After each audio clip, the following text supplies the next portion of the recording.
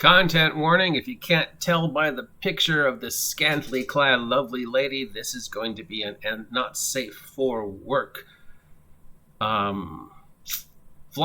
So if you are offended by things like scantily clad nuns, horror, terror, supernatural, stuff like that, you probably should stop watching now because we're going to be talking about Miguel Ribeiro and his Italian horror role-playing game stuff. I'll give you a minute to make up your mind. Hello and welcome. It is 11 o'clock. It is the 30th day of September 2021. It is my brother's birthday, so happy birthday to my brother. And if you feel like supporting my brother's charity, Team Primetime, check out the link and give him a birthday present by supporting his charity. Yay!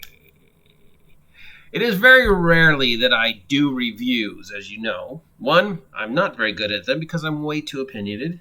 2, reviewing a product means it costs me money, usually. 3, I don't have any room for lots of products.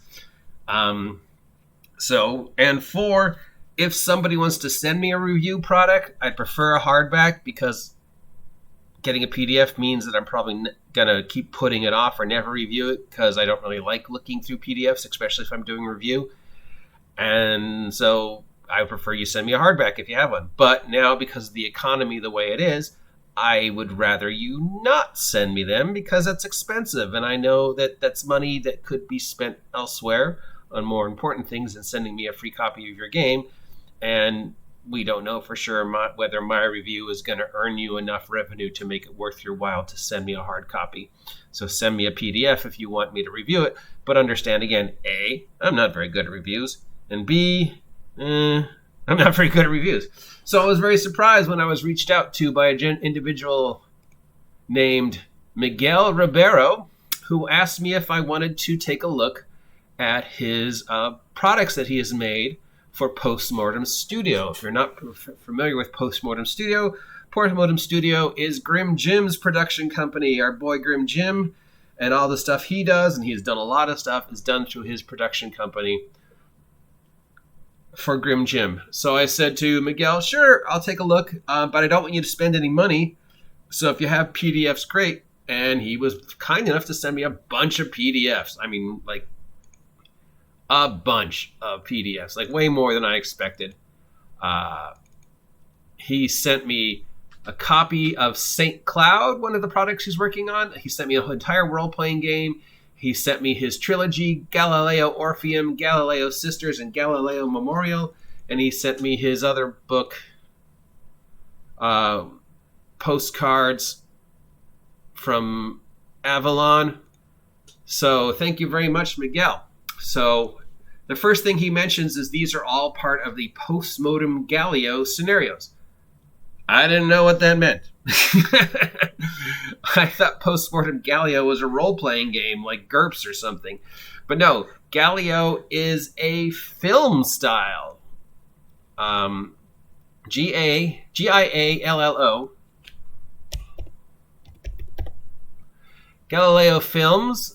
You might be, okay, what are some examples of Galileo films? So according to Wikipedia, Galileo is an Italian term designating mystery fiction and thrillers. The word Galileo is Italian for yellow. The term derives from a series of cheap paperback mysteries and crime thriller novels with yellow covers that were popular in Italy. The contents of 20th century literature and film, especially among English speakers and non-Italian in general, Galileo refers specifically to a particular Italian thriller horror genre that has mystery and detective elements and often contains slasher, crime fiction, psychological thriller, psychological horror, sexploitation, and supernatural horror. So think of a murder mystery thriller horror film, and you've got sort of a example of a Galileo film. And some of the Galileo films that you might be familiar with, of course, are the Dario Argento stuff.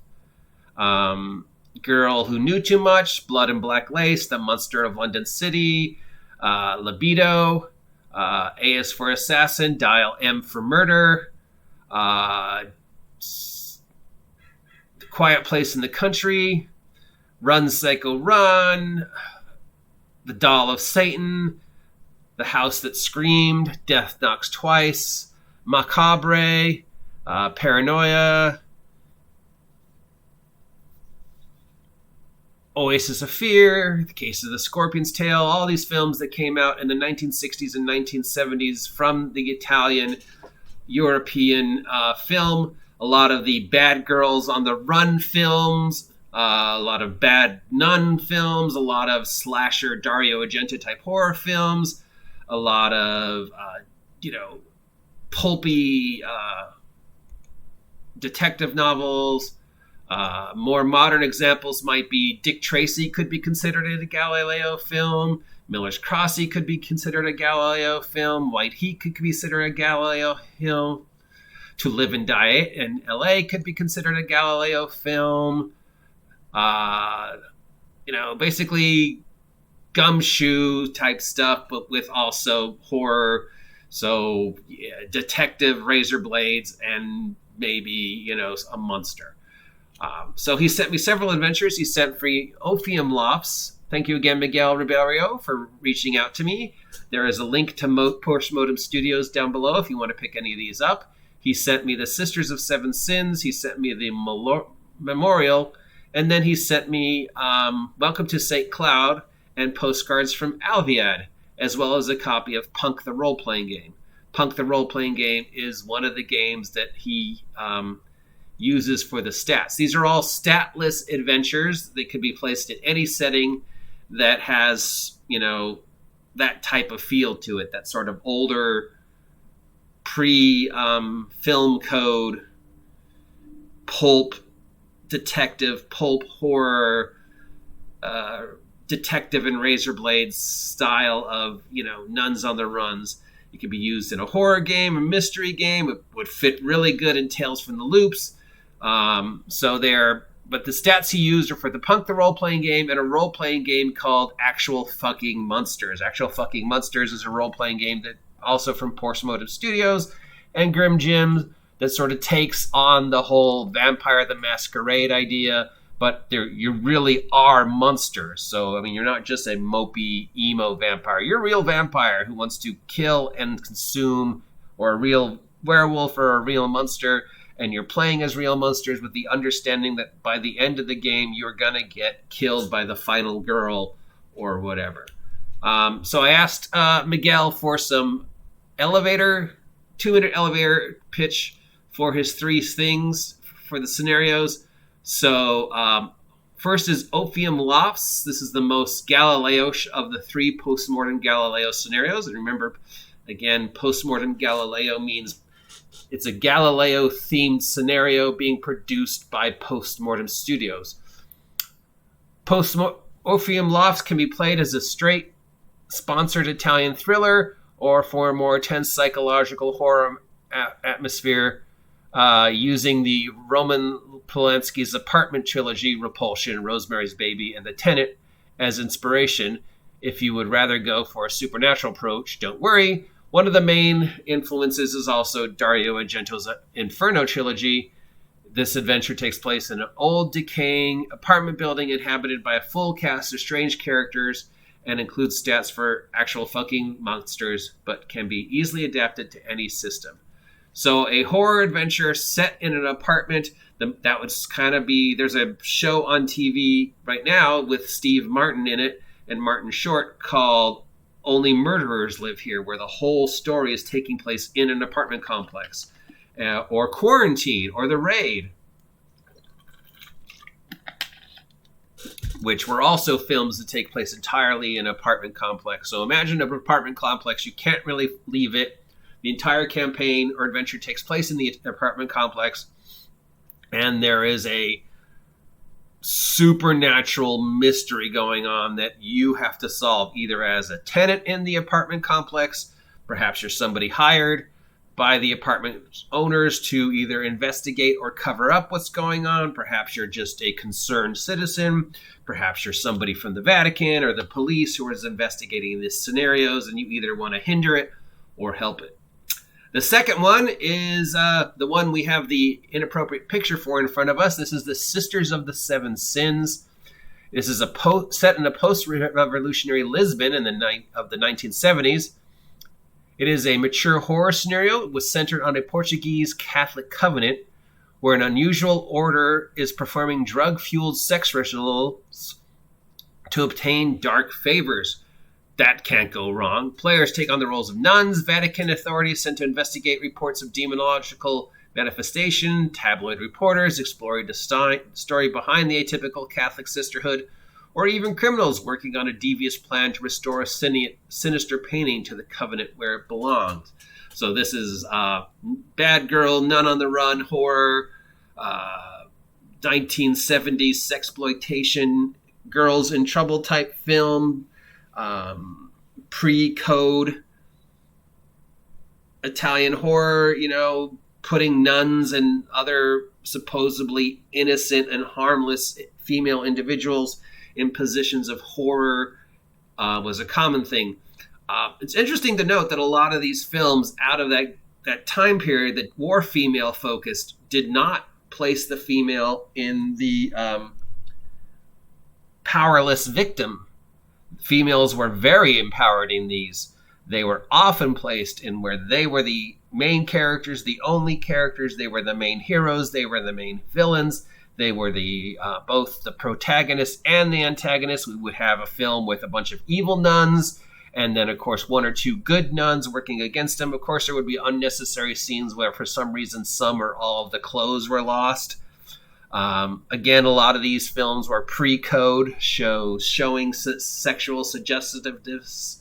And of course, because a lot of these were from Europe and Italy, they didn't have the same idea about sexuality that we did in America at the time, so they had no qualms showing a boob or two, or even female genitalia, occasionally even male genitalia, or a buttocks, or insinuating sexual acts. So definitely not safe for work, and definitely PG. So the Sisters of Seven Sins is that type of an adventure. It's set in a monastery. You would play characters either in the monastery or outside of the monastery, trying to either hinder or progress the machinations of this evil all-female order of nuns who are trying to do demonic acts to gain dark powers, to probably get revenge at all the men in society that done them wrong. The third adventure that Miguel sent me to is called The Memorial. This is where Galileo meets the surreal horror of Lars Van Tier's cult TV series Riget. Riget is a TV series we never got in America, but it's a supernatural horror TV series. The series takes place in a decade-old hospital, the Erner Spencer Memorial. It's a psychiatric ward. This is an unusual institution populated by bizarre people with a troubled past, and where strange things frequently occur. Some of those happenings could be supernatural or origin, but they are more likely illegal experiments, common medical malpractice, and murder, of course. So, hospital horror, another great genre. Imagine House, but taken to its full extreme, where there's this mad doctor performing unethical, potentially dangerous experiments on patients under the auspices of he's trying to cure this mysterious malady that only he can cure because he has a godlike syndrome, and everybody else that works for him is just incompetent. So he will do horrible things in the illusion of trying to fix a malady that the individual might not even had. And if you've ever watched a couple episodes of House and really thought about the way House acts, yeah, he's not a good guy. He's awful. And many of the things House does to the patients in a typical episode are illegal, unethical, immoral, potentially dangerous, and usually cause more harm than good. Sure, you're cured, but you have permanent brain damage, or you're missing an arm, but whatever. I'm House. I've proven I'm right. I'm cured. So if the idea of hospital horror, which is something a lot of people are afraid of anyways, being in a hospital and giving that complete control to somebody else is your thing, check out The Memorial. Another adventure for the Postmortem Galileo scenarios that Miguel sent me. Again, links down below. He also sent me Welcome to St. Cloud.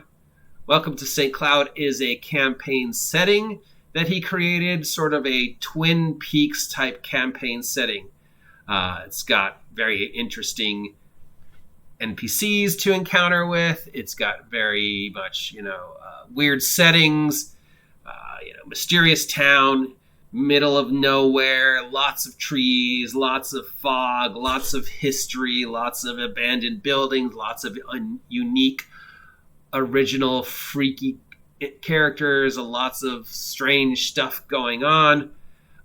So Welcome to St. Cloud is that kind of setting. It also appears to be one of his first settings that are more America-based. Twin Peaks being a very America type horror film. I mean, there are places, especially in Northern California and the Pacific Northwest, that are Twin Peaks or Gravity Falls. I mean, Gravity Falls is based upon a real place.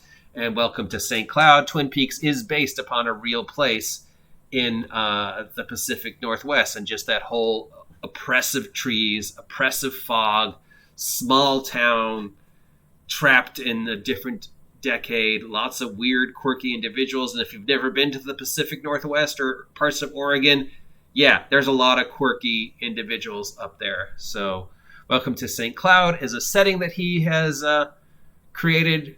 It is available from Postmortem Studios, and it is definitely kind of probably more the horror you're used to, and perfect for like games like Tales from the Loop or just modern day horror settings, though he does present a lot of it in the stance for the Punk role-playing game. And yes, there is in fact a role-playing game called Punk and actual fucking monsters. And the other thing he sent me is called Postcards from Alvalade, and I don't have a lot of information on that. It's a darkly surreal tech-noir game setting an adventure with stats for actual fucking monsters and punk. It combines cyber, bio, and sci-punk to create a Burroughs-esque nightmare world of decadence, drug, libertarian violence, glamour, and oppression. You delve deep into the world of Alvalade. So think cyberpunk meets body horror, Cronenberg type stuff. That would probably be the best definition of Postcards from Alvalade. And I'm probably saying all these names wrong. I apologize, Miguel, if I'm saying the names of your stuff wrong. Remember, A, I'm American, so I get all names wrong. B, I have trouble with names because of my dyslexia. C, I'm dumb. And D, I'm not very good at this. So thank you for sending these two. We've taken a brief look at them. It's very interesting to see product based upon this very specific style of movies. It's a very important phase in the motion picture history. It's often forgotten about, the influences of Italian films and European films on the American cinema, especially in the 60s and 70s, pre-code, during code, and of course post-code. And if you're, the code is, like movies where you weren't allowed to show things like sex or violence, but you could insinuate it. So, and then of course, the idea that while studios that had to carry main studio films could only show these code films, but independent studios could purchase films from Italy and Europe and show these films that showed blood, showed body parts, showed boobs, showed ass, showed genitalia, insinuated, or even in some cases showed actual sexual acts, and of course actually horrific acts like Rosemary's Baby. And then post-code, obviously still the influence of the Galileo movement was felt in the spaghetti westerns and a lot of the Dario Argento stuff, a lot of the early slasher 1970s horror films, and it's even felt today in a lot of the torture punk films and torture porn films and stuff like that. And splatterpunk definitely owes its origins to that movement. So it's very interesting to see somebody milk that specific moment in cinematic history, that style of horror, that referencing people like Argenta, Polanski, Lars Van Trier, stuff like that, and basing horror adventures, pulp adventures, detective story adventures on that setting. Doing a Twin Peaks setting, Twin Peaks settings have been done before, but he has taken, again, sort of that European view on a American style of horror, which is the Twin Peaks surreal, spooky, haunted forest, disturbing fairy tale. And of course, the Twin Peaks style of storytelling, this Twin Peaks style of horror, wouldn't exist without the grim fairy tale, dark European styles of horrors, because, you know, the whole idea of what's in the forest comes to us from that Germanic, British, European countryside 1970s horror. So the influences on even today are definitely felt based upon the productions that were made in the 60s and 70s in Europe, and that we received here in America via the independent studio system. And Miguel has taken that and created these multiple projects. So thank you, Miguel, for giving me these products to take a review of. We also have a copy of the Punk role-playing game, which we'll take a look at in a separate title. If you want me to go in deeper to one or all of these products, let me know. Meanwhile, please give Miguel a big hand in taking time out of his day to send these to me. And if you want to support Miguel, check out the multiple links in the description down below. I have wasted enough of your time. Let's take one more look at our sexy nun. Ooh, sexy nun. And if you appreciate this content, let me know.